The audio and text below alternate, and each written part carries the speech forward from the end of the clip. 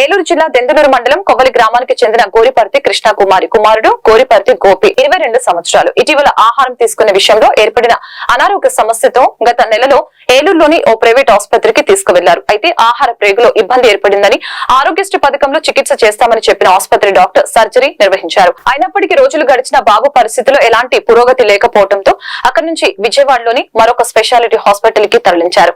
అక్కడ గోపిని పరీక్షించిన వైద్యులు ఏలూరులో చికిత్స చేసిన ఆసుపత్రి వైద్యులు అధిక మోతాదులో మందులు వాడటం వలన పేషెంట్ ప్రేగులు మరింతగా దెబ్బతిన్నాయని చెప్పారు. తమ శక్తి మేరకు వైద్యం చేస్తామని చెప్పగా 4 లక్షల రూపాయలు అప్పులు చేసి మరీ ఖర్చు పెట్టి ఆ పేద తల్లి కుమారుడికి వైద్యం చేయించింది.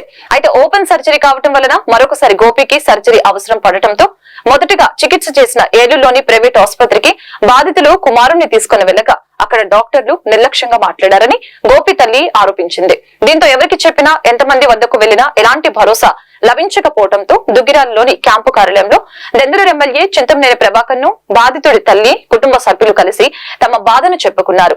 యుక్త వయసులో ఉన్న తమ కొడుకు ఇలా మంచాన పడి ప్రాణాపాయ స్థితిలో ఉండటం తట్టుకోలేకపోతున్నామని తెలిపారు. తమ బిడ్డను ప్రాణాన్ని ఆదుకోవాలని కోరుతూ తమ ఆవేదనను వ్యక్తం చేశారు. తాను కూడా ముఖ్యమంత్రి చంద్రబాబు నాయుడు గారి సహకారంతో గోపి కుటుంబానికి సహకారం అందజేసేలా చర్యలు తీసుకుంటామని తెలిపారు. తమ బాధను చెప్పిన వెంటనే స్పందించిన తమకు అండగా నిలిచిన దెందులూరు ఎమ్మెల్యే చింతమనేని ప్రభాకర్ కు బాధితుడి కుటుంబ సభ్యులు కృతజ్ఞతలు తెలిపారు.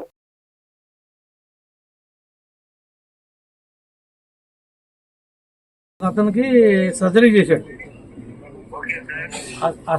ఆ సర్జరీ సక్సెస్ కాలా, అది క్రిటికల్ అయింది. ఇప్పుడు డాక్టర్ని అడుగుతుంటే నేనేమన్నా నా జీతం నుంచి చేపించాలా అంటున్నాడు.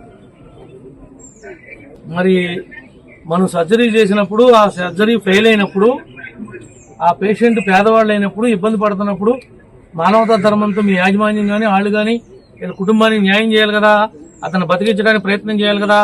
సీఓ గారు నమస్కారం.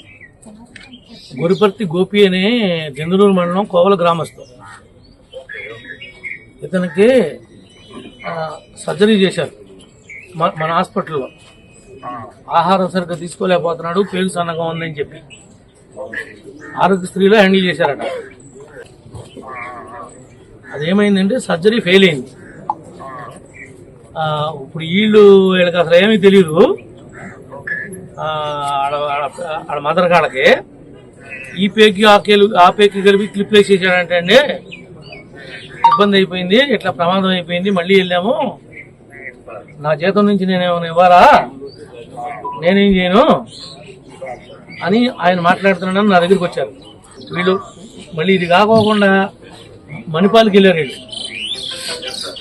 మణిపాల్కి వెళ్తే 4 లక్షల దాకా ఖర్చు పెట్టారు. ఇప్పుడు ఇంకా రికవరీ పూర్తిగా రాలా. కొద్దిగా మీరు ఆ పేషెంట్ని మన హాస్పిటల్కి పంపిస్తాను, మీరు ఎగ్జామిన్ చేసి డాక్టర్తో మాట్లాడి యాజమాన్యంతో మాట్లాడి ఈ కుటుంబాన్ని ఏ విధంగా ఆదుకోవాలి, ఆయన ఎట్లా బతికించాలనేది మీరు ప్లాన్ చేయండి. మళ్ళీ మీరు నేను ఎక్కడ గొడవపడడం ఇది ఈ పేషెంట్ గురించి. నాకేమో ఇటువంటి విషయాలు తెలిస్తే నేను సరిపెట్టుకోలేను. ఇప్పుడు 4 లక్షలు మణిపాల్లో అయింది.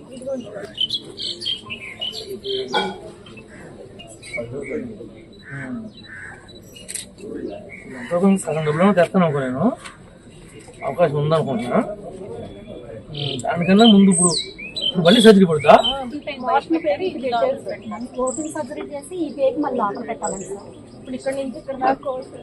ఏమవుతుందమ్మా, చిన్న వయసు కానీ ఏం కాదు, కానీ ప్రాణాపాయం తెలియదు. కానీ మీరు చెప్పిన దాని ప్రకారం మీరు రామకృష్ణ ఫోన్ చేసి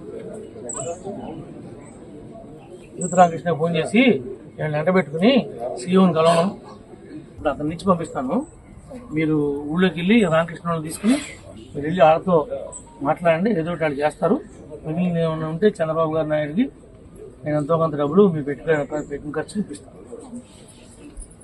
ఏమైందమ్మా అసలు? ఆహారం పేరు ముడిసిపోయిందని ఆశ్రమ హాస్పిటల్లో ఆపరేషన్ చేపిస్తే అది సెట్ అవ్వలేదండి. సెట్ అవ్వకపోతే 15 రోజుల దాకా అక్కడే ఉన్నామండి.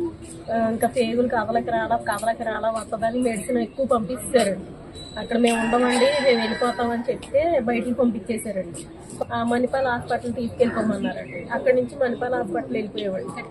మణిపాల్ హాస్పిటల్ వెళ్ళిపోతే అక్కడ ఒక 18 రోజులు అక్కడే ఉన్నామండి. ఆపరేషన్ చేశారు మళ్ళీ అమ్మటే. చేస్తే పేగులన్నీ లోపల ముద్దలాగా అయిపోయినాయి, మెడిసిన్ ఎక్కువ పంపించేశారు, అందుకని ఇలా ఉన్నది. చేస్తాగి నా పరంగా అయితే చేశాను, మరి పిల్లోడికి ఎలా ఉంటుందో తెలీదు అని చెప్పారండి.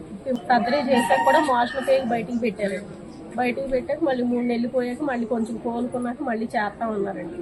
శ్రీనివాస్ గారి దగ్గరికి వెళ్ళి అడుగుతుంటే ఆయనేమో సీరియస్ గా నా శాలరీలో కట్ చేయమా, నా శాలరీ